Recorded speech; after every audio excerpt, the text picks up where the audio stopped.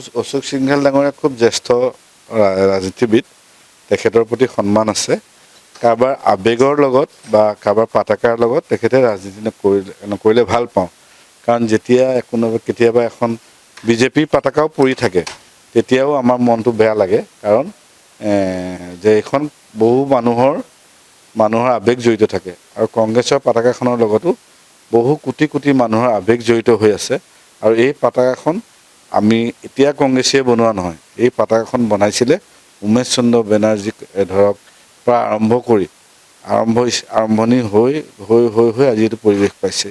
সেইকাৰণে ইয়াত মহামানৱ মহাত্মা গান্ধী, জৱাহৰলাল নেহেৰু, মৌলানা আব্দুল কালাম আজাদৰ নিচিনা, বল্লভ ভাই পেটেলৰ নিচিনা মানুহ আৰু কোটি কোটি ভাৰতীয় নাগৰিকৰ, ভাৰতীয় জনতাৰ ইয়াত আস্থা আছিলে আৰু বহু মানুহৰ জীৱন ত্যাগ আছিলে। সেইকাৰণে কাৰোবাৰ পতাকাৰ লগত তেখেতে কোৱাটো তেখেতৰ নিচিনা এজন জ্যেষ্ঠ ৰাজনীতিবিদৰ শোভা নাপায় আৰু এইটো নকৰিলে ভাল পাম। যিকোনো খবৰৰ বাবে যোগাযোগ কৰক আমাৰ এই নম্বৰত 9181 307 2221।